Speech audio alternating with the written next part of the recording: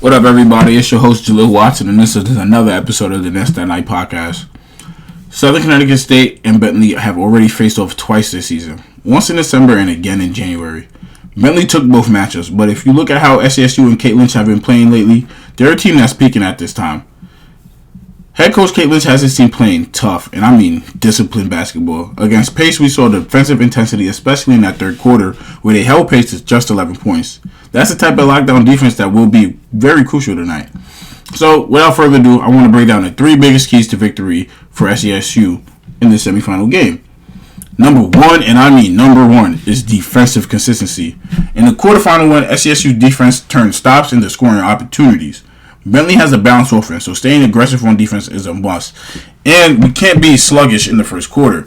You know, I feel like that's why our defense be so inconsistent, because of the sluggish starts that we have. It's a couple games where some rotations are slow or just not as fast as they usually were in the beginning of the year that we need to get back to. Number two, we need a balanced scoring attack.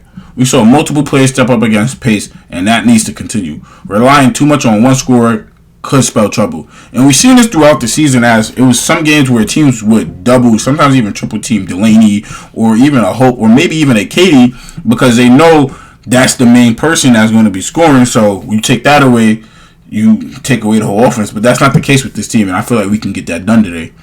Number three, and the most importantly, if you ask me, we got to limit turnovers. Bentley thrives on capitalizing off of mistakes. And if SCSU can control the ball and make smart decisions, they'll put themselves in a position to win today. And of course, we got to talk about the flip side. If Kate Lynch and her team struggle tonight, it'll likely be because one of the three reasons. Number one, slow starts. Bentley dominated the first half in their last meeting, and SCSU had to play catch-up. That can't happen tonight. Not against a team like Bentley. And then also, we got to talk about inconsistent shooting. We saw some rough stretches against Pace, but they can't afford for prolonged scoring droughts against a team like Bentley.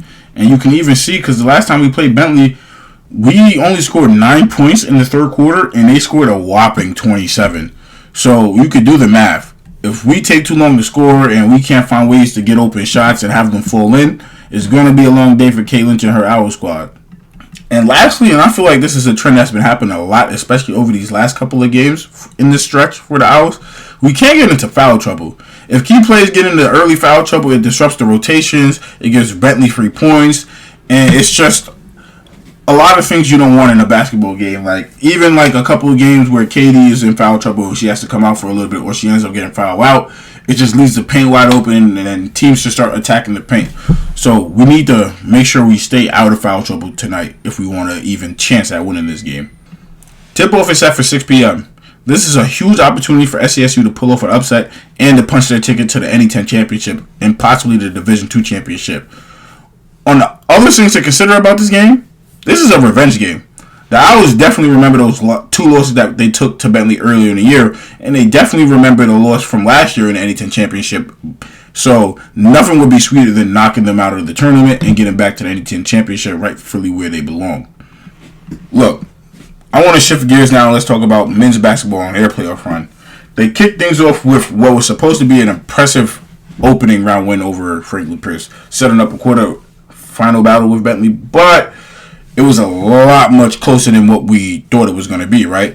We played Franklin Pierce 2 times earlier this year, and we blew them out both times, put up 100 points. It was much different this time around, and Franklin Pierce did not come to play with us. They wanted to prove that they could be a playoff caliber team, that they belonged in this league, although only having 3 wins on their record definitely looked like a way different team this time around. You had people like Sayer Miller and Dante Pope stepping up, both dropping 20-plus points during that matchup. And if I'm not mistaken, they went 46% from the field goal. So Franklin Pierce, they didn't want to go home early. But I'll say this, it was a close game. And it was a point where it was tied up 49-49 a pop. I thought we could have potentially lost. But thankfully, we had players like Albert Vargas and Antonio Chandler stepping up to secure that win. Albert dropping 32 points, having 8 assists himself, and Antonio having 24 points with 15 rebounds. Really helping us get away with a win here. And then that was supposed to set up a thriller against Bentley, but sadly, it was a thriller. We just didn't come out on top. And ended up losing 87-84. The game was intense, and we definitely battled back late in regulation, forcing the overtime. But Bentley just made a few more key plays down the stretch that led them to a win. So let's break down the major key factors on why we lost this game. Number one, overtime execution. Bentley kept finding ways to get high percentage shots, while SCSU struggled to capitalize on their late game opportunities. Bentley only scored 12 points in the overtime, but we only scored 9, and that's because they was able to create space, they were able to get open looks, they were able to move the ball around, and we weren't able to execute as thoroughly as they did. Number two, it was key plays in big moments. Bentley did hit some clutch shots when it mattered most, while SCSU had a couple of costly misses and turnovers that eventually led us to losing in the overtime.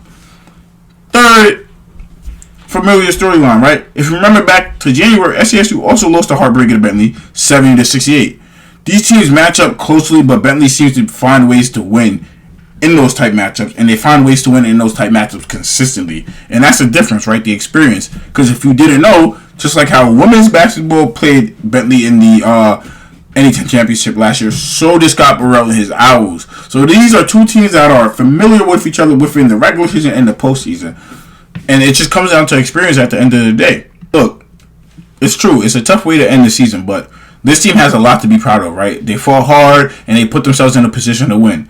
And with a strong core of returning players, you can bet they'll be back even stronger next season. And let's not forget, this program is in great hands. Coach Burrell has done an incredible job building a culture of toughness and resilience. So, before we wrap up, let's go on the record. What's your prediction for tonight's women's semifinal? I think this one is going to come down to the wire if SCSU plays to the same defensive intensity we saw against other teams early on in the season. I think they could pull off the upset, and I'm calling it 65-62 SCSU. But look, that's a wrap on the NS That Night podcast today. It's a very short episode. I just wanted to be out here, preview the game, talk about the last playoff games that we just had, and we'll be back after the game to break down all the action. For now, enjoy the semifinal matchup. I know I will. I'm going to be watching right here from my computer screen. And remember, guys, go Owls.